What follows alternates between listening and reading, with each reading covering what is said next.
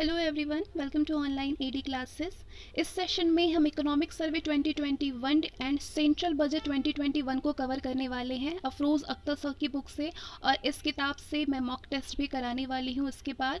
और EPFO exam के लिए मैंने सारे सिलेबस को कवर कर दिया है। अगर आपने अभी तक प्लेलिस्ट पे विजिट नहीं किया है तो फटाफट से वहाँ पे जाइए। आपके लिए बहुत ही इंपॉर्टेंट पैकेज वहाँ पे है।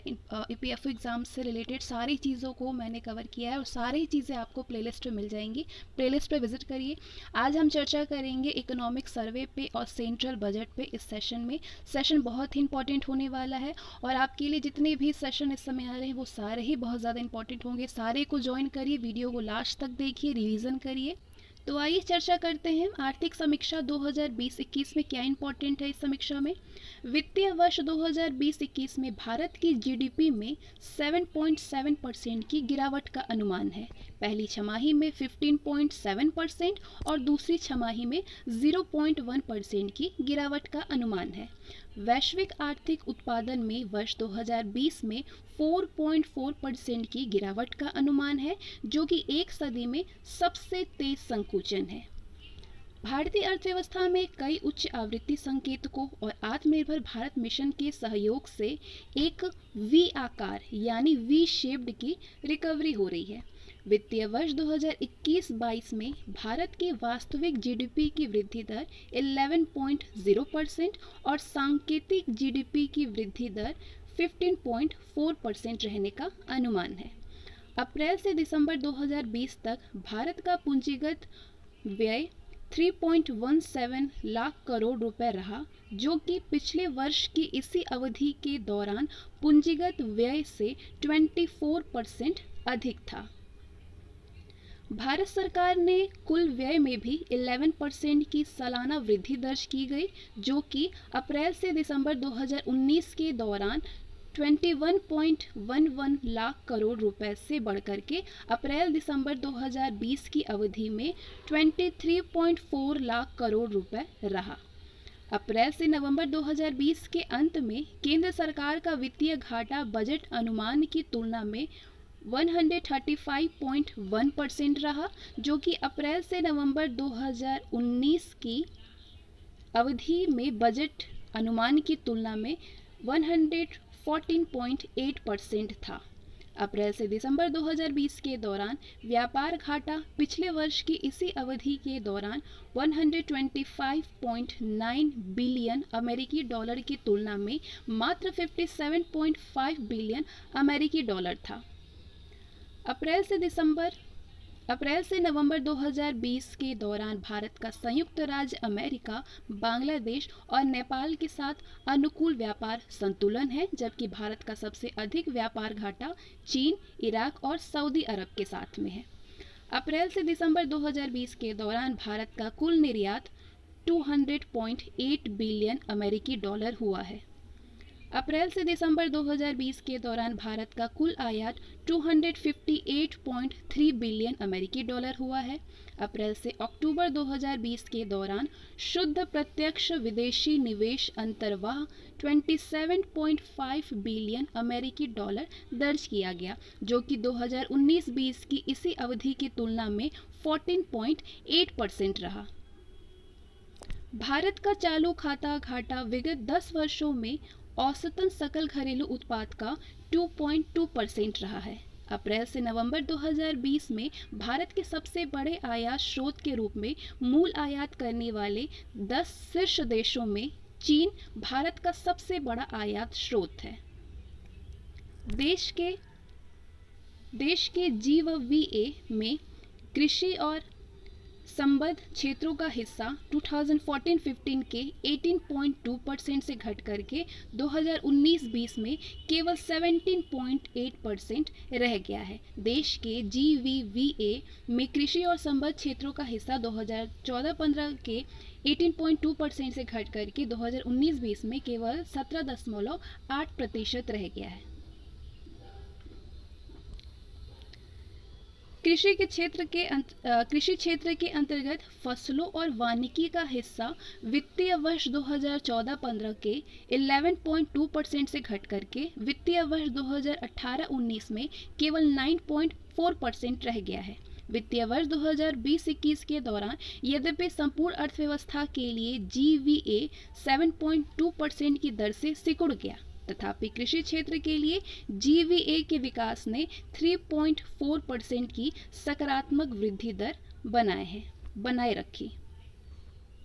वित्तीय वर्ष 2019-20 में चौथे अग्रिम अनुमान के मुताबिक देश में कुल खाद्यान्न का उत्पादन 296.65 मिलियन टन रहा, जो कि वित्तीय वर्ष 2018-19 के 285.21 मिलियन टन खाद्यान्न उत्पादन से 11.44 मिलियन टन अधिक था। पशुपालन उद्योग ने वित्तीय वर्ष 2018-19 में कुल GVA में 4.2% का योगदान किया है। दूध उत्पादन के मामले में भारत संपूर्ण विश्व में प्रथम स्थान पर है।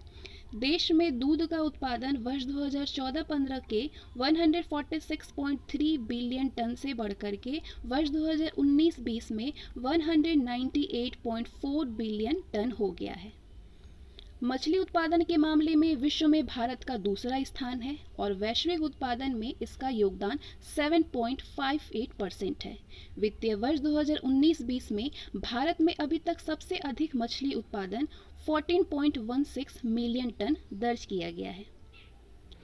भारतीय अर्थव्यवस्था में मत्स्य पालन उद्योग कुल राष्ट्रीय GVA के 1.24% और कृषि GVA के 7.28% के बराबर योगदान करता है। विश्व में अंडे के उत्पादन में भारत का तीसरा स्थान है।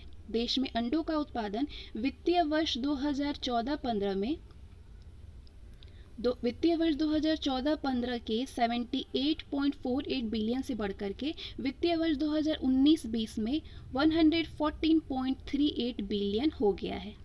वित्तीय वर्ष 2020-21 में देश के सकल मूल्यवर्धन GVA में औद्योगिक क्षेत्र का योगदान 25.8% है।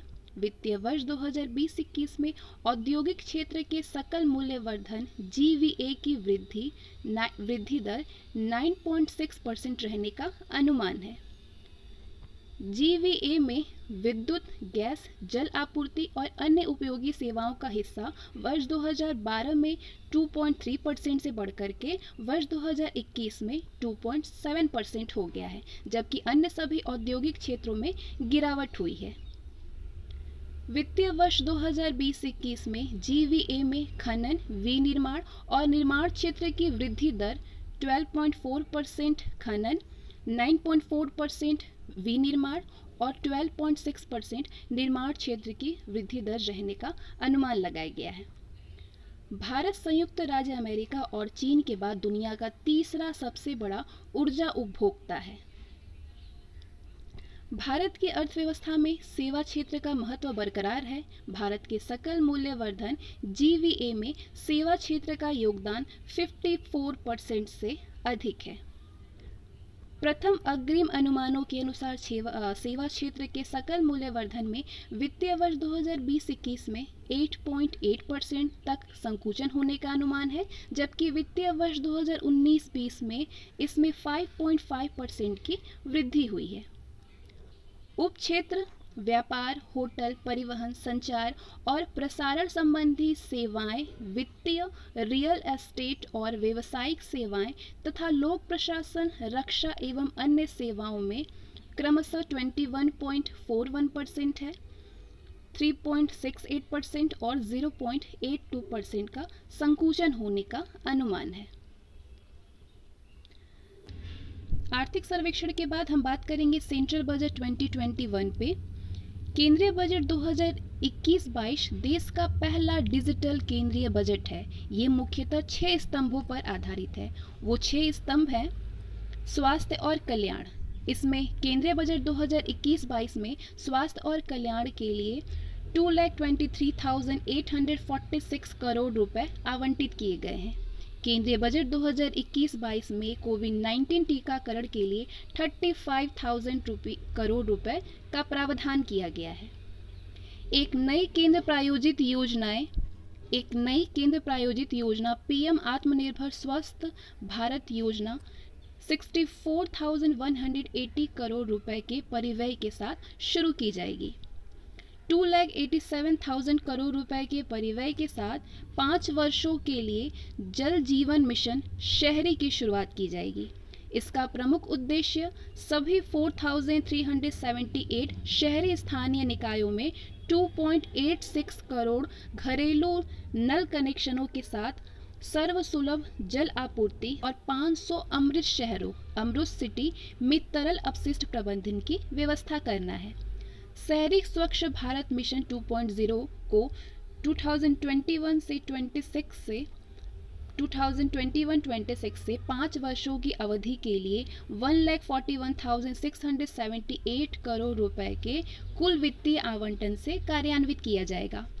1 मिलियन से अधिक जनसंख्या वाले 42 शहरों में वायु प्रदूषण की समस्या के समाधान के लिए 2,217 करोड़ रुपए राशि का प्रावधान किया गया है। पुराने और अनुपयुक्त जर्जर वाहनों के निस्तारण के लिए एक स्वैच्छिक वाहन स्क्रैप नीति बनाई जाएगी। दूसरा स्तंभ है भौतिक और वित्तीय पूंजी तथा अवसंरचना। इसमें आत्मनिर्भर भारत के लिए और भारत को विनिर्माण के क्षेत्र में वैश्विक चैंपियन बनाने के लिए 13 सेक्टरों के लिए आत्मनिर्भर भारत उत्पादन से जुड़ी प्रोत्साहन योजना घोषित की गई है। इसके लिए वित्तीय वर्ष 2021-22 से आरंभ करके अगले 5 वर्षों के लिए लगभग 1.97 लाख करोड़ रुपए की व्यवस्था की गई है। मेगा निवेश टेक्सटाइल्स पार्क योजना के तहत 3 सालों की अवधि में 7 टेक्सटाइल पार्क स्थापित किए जाएंगे। अवसंरचना के वित्त पोषण के लिए विकास वित्त संस्थान से लाभ उठाने के लिए केंद्रीय बजट में 20,000 करोड़ रुपए का प्रावधान किया गया है। सड़क परिवहन एवं राजमार्ग मंत्रालय के लिए 1,18,101 करोड़ रुपए राशि आवंटित की गई है। भारत में रेलवे के विकास के लिए राष्ट्रीय रेल योजना 2030 तैयार की जा रही है।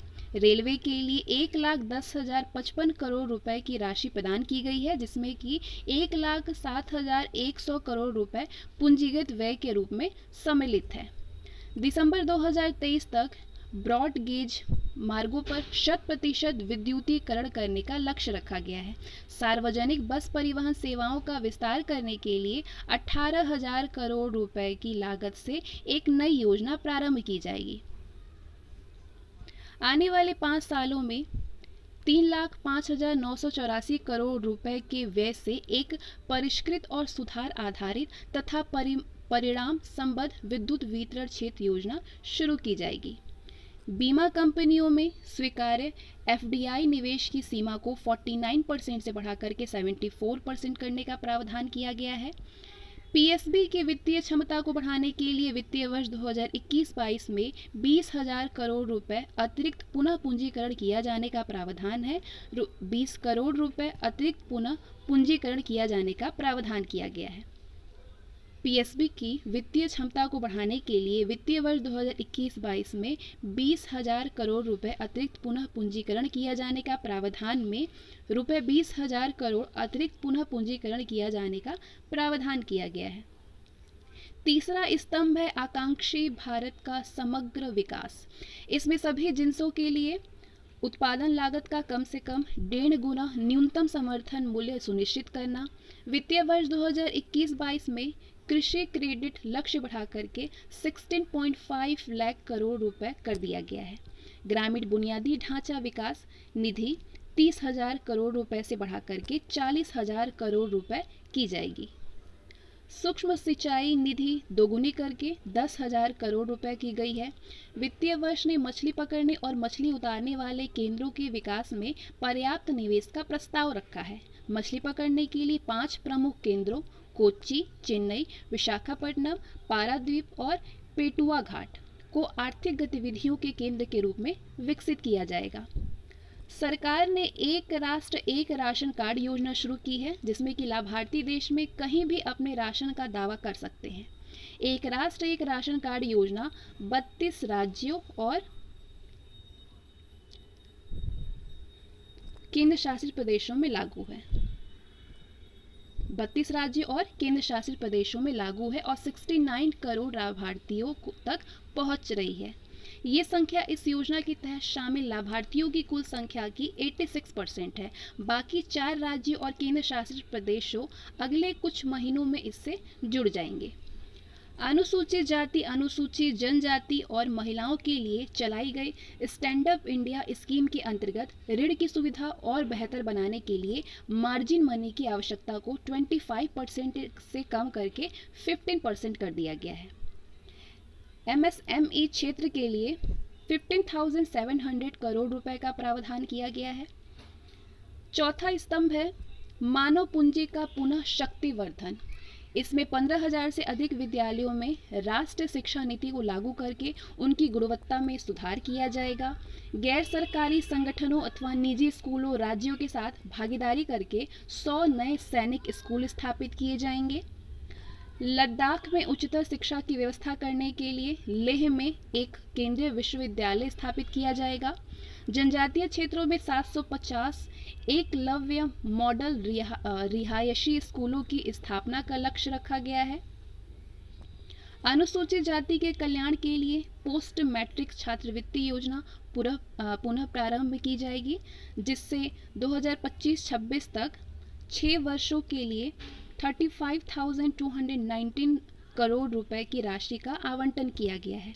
इससे अनुसूचित जाति के 4 करोड़ से अधिक छात्रों को लाभ मिलेगा। 5वां स्तंभ है नवोन्मेष, अनुसंधान और विकास।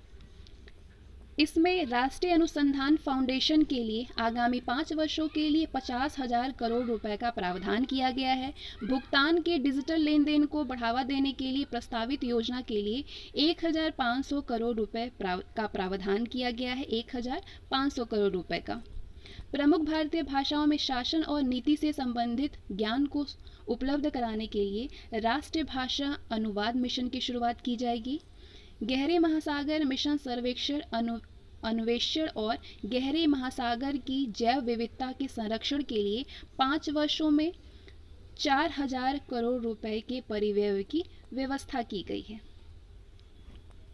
6वां स्तंभ है और आखिरी स्तंभ है न्यूनतम सरकार अधिकतम शासन। इसमें तेजी से न्याय सुनिश्चित करने के लिए न्यायाधिकरणों में सुधार लाने के उपाय किए जाएंगे। भारत के इतिहास में पहली डिजिटल जनगणना के लिए 3,768 करोड़ रुपए आवंटित किए जाएंगे।